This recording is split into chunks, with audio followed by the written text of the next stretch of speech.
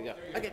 All right. So in this talk, I'll be discussing some exploratory data analysis I did looking at how people are interacting with in-video quizzes, as well as the effects this has on their interactions on the surrounding portions of the video. So in-video quizzes are assessments which are integrated into videos, and they're a key feature of the Coursera platform. They feature short, automatically graded questions which are shown as soon as you get to a certain key point in the video. So in-video quizzes are of interest to us for a number of different reasons. Firstly, they are lightweight assessments which are integrated into the video. This is in contrast to, for example, external assessments, which are often span multiple questions and require you to leave the video to go over them. So they have lower barrier to engagement, and this leads us to the question of, do they have higher engagement relative to the external assessments? In addition, because the in-video quizzes are integrated into the interface with the lecture viewer, we can actually observe how users are interacting with the quizzes relative to the surrounding parts of the video. So, for example, the user will oftentimes skip to the preceding sections of the video and back to the in-video quizzes. And so this will allow us to observe many nonlinearities in how the users are navigating through the video. So in terms of related work, Ashton Anderson found that many users oftentimes only view videos, and they don't do any of the assignments or exams. Now this leads us to the question, well, is it just that they don't like doing assessments, or is it because of certain properties, such as they are large and not well integrated? And we'll find that in-video quizzes, in contrast to these external assessments, are highly engaged with. Additionally, Joo-Ho Kim found that there are peaks in video interaction events, such as seeking to different points in the video, right around certain key points in the video, such as slide transitions. This leads us to the question, are there peaks in video interaction events around in-video quizzes? And we find that there are. Additionally, Joo-Ho Kim also found that there are certain key factors, such as video length, which influence whether a user will stop watching a video before it ends. And he referred to this as in-video dropout. And this leads us to the question, well, if in-video quizzes are this very interesting salient portion of the video, does their presence at all influence the in-video dropout rates? And we'll find that if we compare videos that contain in-video quizzes to those that do not, videos that have in-video quizzes, users tend to watch a larger portion of the video before leaving. Finally, final piece of related work is that users oftentimes navigate courses in certain nonlinear fashions. And this leads to the question, well, does the presence of in-video quizzes at all influence how users navigate through the courses? And we find that yes, there are certain nonlinearities, such as users reviewing the preceding section if they've not yet answered the in-video quiz, as well as seeking forward to in-video quizzes. Okay, so now we'll discuss first. I'll discuss some of the methodologies, specifically the data set that are used in this analysis, as well as the kinds of events we are looking at. And then we'll look at how users interact with in-video quizzes, specifically how much they're engaging with them and whether they're getting the answers correct, as well as certain effects that the in-video quizzes are having on how users are navigating the surrounding parts of the video. So for a data set, we are using the machine learning course on Coursera, specifically the 4th offering, and we'll refer to this as ML4 throughout the rest of this talk. There are nearly 100,000 users who registered for this course. Over 60,000 of them started viewing at least one lecture, and almost 9,000 earned a certificate. The kinds of events that we're looking at here are, firstly, there's the seek. So in a seek, a user jumps from one point of video to another, either forward or backward. So for example, if the user seeks backward from 7:15 to from 9:45, then this would be a backward seek. But there's certain undesirable properties about just looking at raw seek events. Specifically, users oftentimes seek very rapidly one after another, trying to get to a certain point in the video. This is particularly emphasized when the user is seeking with the keyboard, in which case they have to press the forward button or the backward button repeatedly to get to the point they're getting to. So for that purpose, what we actually did was, if there were several seeks that occurred right after each other, we actually grouped them together into a unit called a seek chain. So in this example, we have one backward seek and it's followed by another backward seek. Well, in that case, we will just consider this as a single seek chain.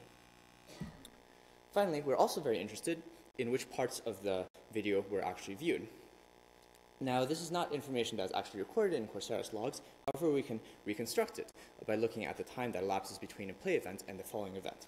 So, for example, if a play event occurs at point 2 minutes into the video, and then a minute later, there's a pause event at point 3 minutes in the video, well, then we can infer that the portion of the video that the user just watched over that preceding minute was the portion between 2 minutes and 3 minutes in the video. Okay.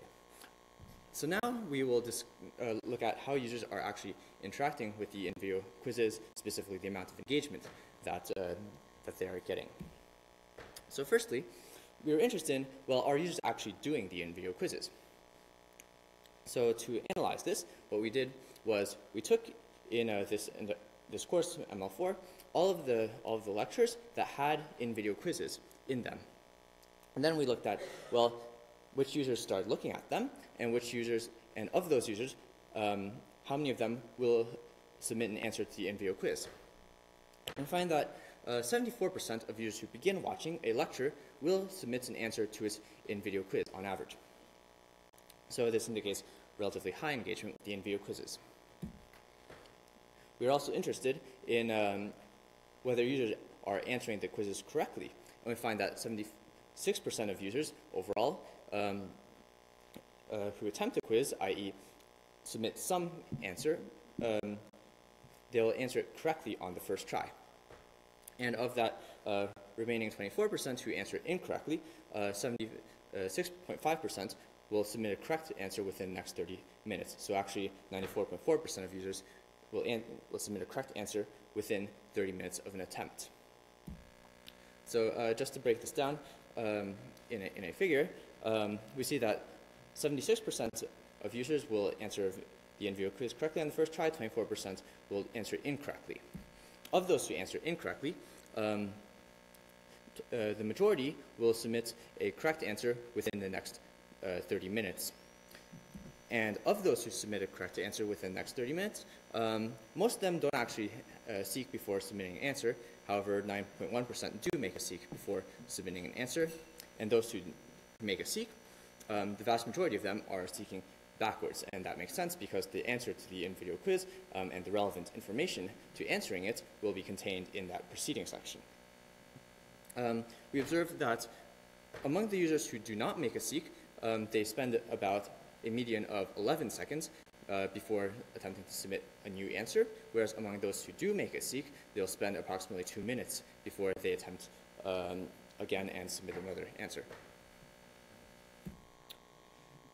Okay, so now we are going to look at how in-video quizzes affect users' viewing and navigation behaviors in the surrounding portions of the video. Specifically, we are interested in whether the videos that contain quizzes are watched more relative to those that do not contain quizzes. We are also interested in how users are seeking around in-video quizzes, as well as navigation strategies that appear to be influenced by the presence of quizzes. So firstly, what we are interested in is in-video drop-off rates in videos that contain in-video quizzes versus videos that do not contain in-video quizzes. So if we assume that the in-video quizzes are a source of engagement and are a very salient portion of the video, then we might expect that the users might be actually dropping off less. So for this, what we did was we took in ML4 all of the lectures, and we compared those lectures that contained an in-video quiz to those that did not contain an in-video quiz. And we find that if we look at those lectures that contain an in-video quiz, and recall that we had a methodology for reconstructing which portions of the video were viewed, we find that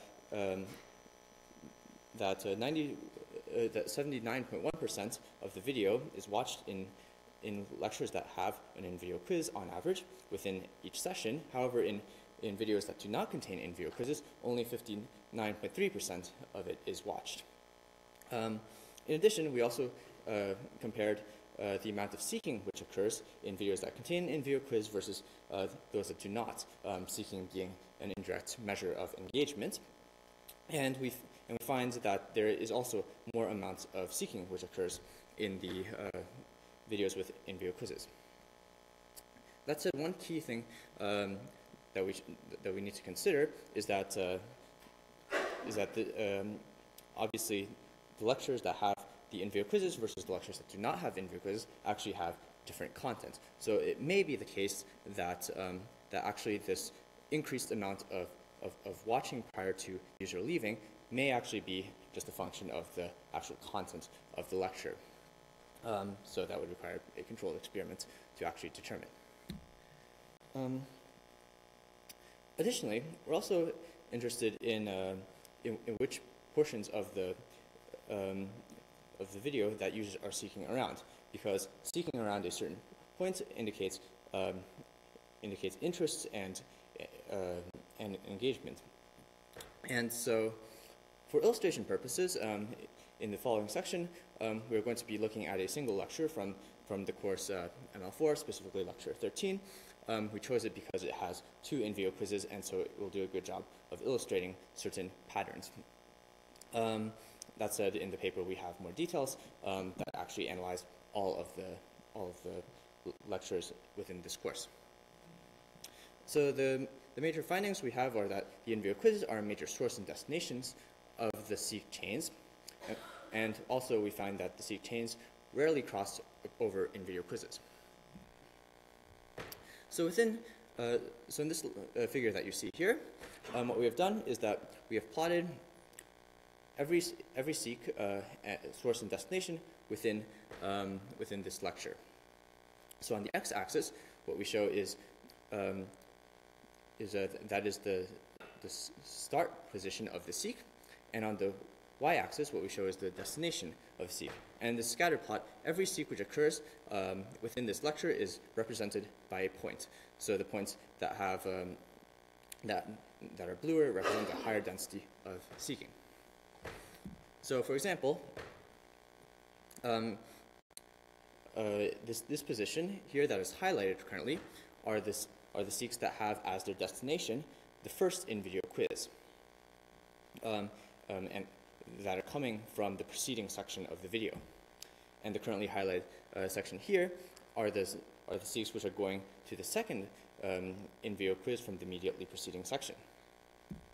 Likewise, the currently highlighted position are the seeks which are going backwards from the in-video quiz to the immediately preceding section for the first in-video quiz, and this section here are the seeks which are going from the second in-video quiz to the immediately preceding section.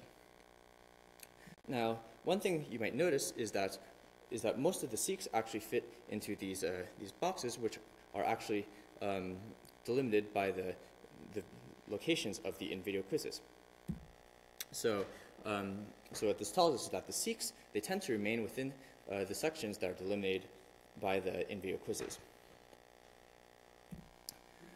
Additionally, we'll observe that seek chains do not tend to skip forward over in-video quizzes or backward. So in this plot, what we have done is for each second of time, we have assigned points to it if there were seeks that were in the forward direction that crossed over the point. And we noticed that there are two at the two in-video quizzes, there are actually drops in the amount of seeking forward that occurs over them. So users are not skipping forward past the in-video quizzes via the seeking mechanism. Additionally, we find that if we look at where people are seeking from, we find that in-video quizzes are a major source of the seek chains. Specifically, as you can here in this plot, what we've done is we have plotted which portions of the video the users are seeking from, and we find that there are peaks at the two in-video quizzes. And in fact, if we look into this a bit further, we find that most of these seeks are most of these seeks from in-view quizzes are actually in the backwards direction to the immediately preceding portion. And we find that if we look at these, they actually occur at 55 times frequency compared to any other second of video. So users 55 times more likely to seek backwards from a in-video quiz compared to any other randomly chosen portion of the video. Now, so we've shown that there's a large amount of seeking which occurs in the backwards direction from in-video quizzes. This, of course, leads to the question, well, why are users seeking backwards from in-video quizzes? So to analyze this, what we did was we looked at when the seek chains are occurring relative to when the question is being answered. And we find that most of the seek chains actually occur before the user has correctly answered the question. Specifically, 60.5% occur after the user has seen the question, but before they've attempted to answer it. Another 14.4% occurs after they have attempted it but have answered incorrectly. And in contrast, only 3% of backward seek chains from an in-video quiz will occur after the user has submitted a correct response to it. So what does this suggest? It suggests that users may be actually reviewing the video to help them answer the question because they're seeking back to the preceding section before they have answered the question correctly. Additionally, we also looked at where users are seeking to within these videos, and what we find is that the in-video quizzes are a major destination of the seek chains. So in this plot, we're again looking at lecture 13 from ML4 for illustrative purposes, and we find that there are two peaks in the seek destinations, and they occur immediately right before the in-video quizzes. You might ask why. You might notice that the peaks actually occur slightly right before the in-video quiz as opposed to at the in-video quiz itself. The reason for this is a bug in Coursera in that it doesn't actually let you seek to an in-video quiz. So you actually need to seek to the point right before it. So if you look at seek chains in this forward direction, a user is actually 4 times more likely to seek to one of the points immediately before in-video quiz than to any other arbitrarily chosen points in the video. So we just showed that there are many seeks which are going to the in-video quizzes, and why might users be seeking there? Well, one reason might be the user wants to preview the in-video quiz before they actually watch the section. So this might be some kind of quiz-driven viewing strategy. Another reason might be, as we saw previously, users are oftentimes seeking backwards from the in-video quizzes, and so they might just be returning to answer the in-video quiz after they have seeked back and found and determined the answer. So to help us analyze this, what we're looking at here is where the seeks to the in-video quizzes are occurring from. And in this graph, we have plotted the seeks which are going to the first in-video quiz within this lecture.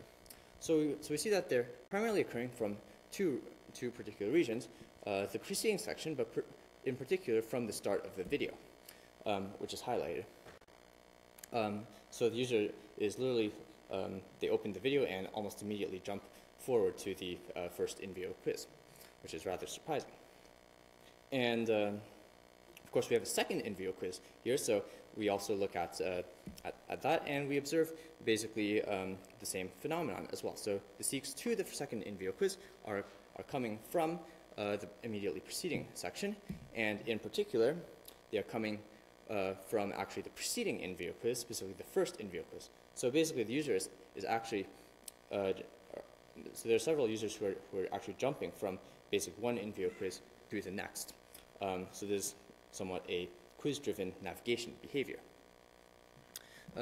So in conclusion, we have found that in-video quizzes have high engagement. 74% of users who start watching a video will attempt the quiz, and 94% of those will answer it correctly within 30 minutes. We find that a larger percentage of the video is watched for users that have an in-video quiz if we compare videos that contain in-video quizzes versus those that do not. And finally, we also observed many that users oftentimes are seeking from the preceding section of the video to the in-video quiz, as well as back to the preceding section. And what this may reflect are certain quiz-driven navigation strategies, such as seeking from one in-video quiz to the next and using it to preview the preceding section of the video, as well as looking for information to help them answer the quiz, as we saw in the case of users looking at the quiz before seeking back before answering the quiz. So that concludes my presentation. Are there questions?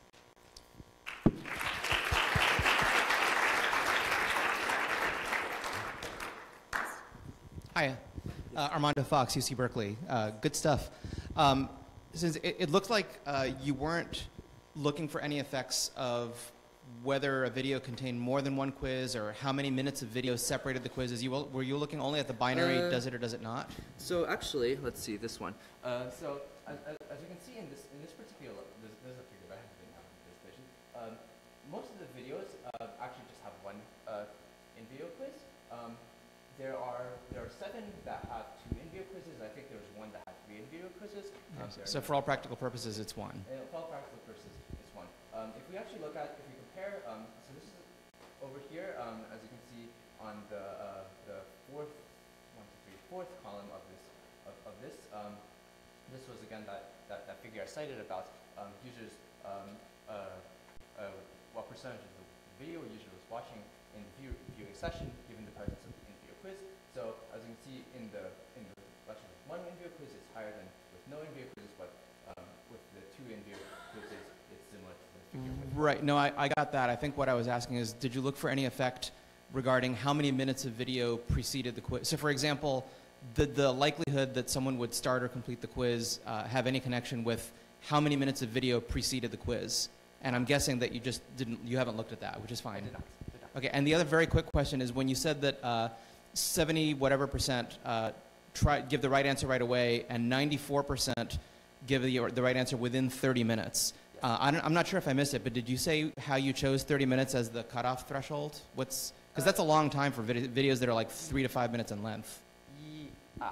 Yes, that is a good point. Yes, the choice of 30 minutes was kind of based on like the notion of like a browsing session, like in the context of like web browsers. Though yes, that is correct. Like most of there are actually videos in ML4 which are actually up to 20 minutes in length. So yeah, so I want to have some plenty of room for like seeking behaviors. Thanks. So looking at the slide, you have 3 significant digits based on 7 data points, and in one case 13 data points in another and 92 in another. Do you know which of these results are statistically significant and which are just biased by the very small number of videos?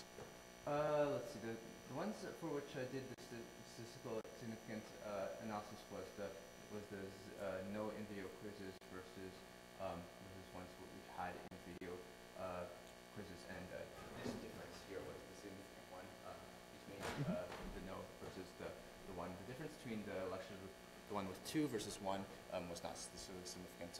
Was that based, when you did the analysis, did you do that based on number of students or based on number of videos? This was done, it was on the video basis, I believe. I don't actually recall this. So. Okay, thank you.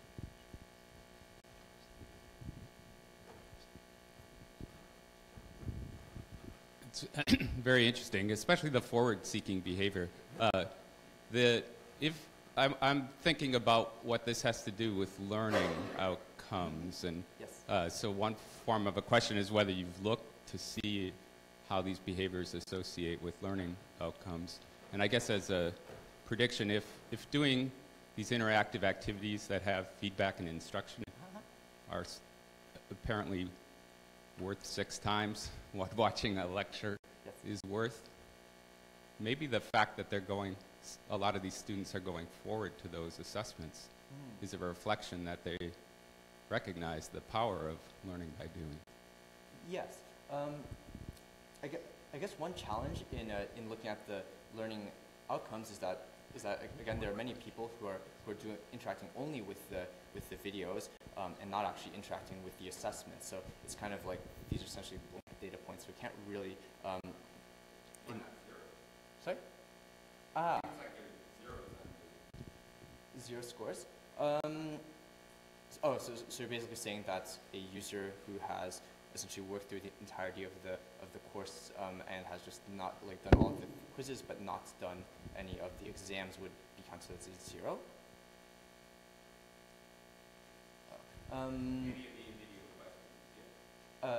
Yeah. So yeah, in this particular case, I was focusing mostly on the interactions between the viewing behaviors as well as the in-video questions, because there weren't really the external assessments. There were relatively few of them, and they didn't always map directly onto the videos very neatly.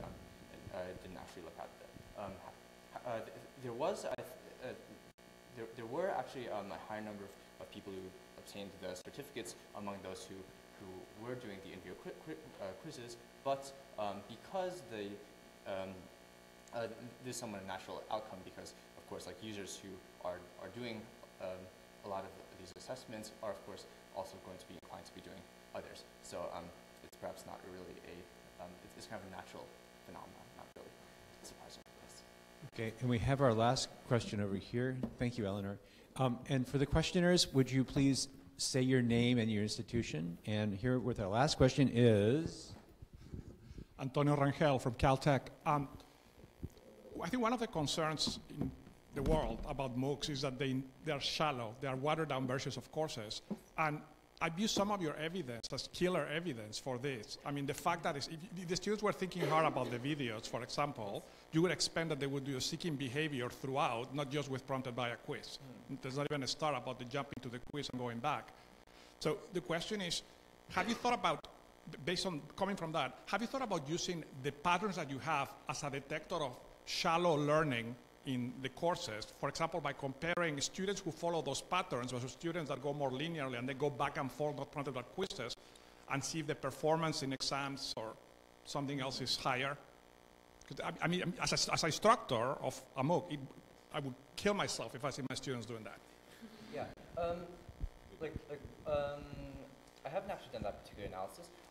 One thing that we might want to consider, however, is that perhaps the users who are actually doing these kinds of essentially quiz-driven navigation might actually be the users who are coming in with more background, and so they feel less the need to actually be watching the lecture. So I would not jump to the conclusion that users seeking around the video, and especially in reaction to the in-video quiz, is necessarily doing shallow learning. It may just be a strategy that people are using to manage their time if they already know the material to some extent.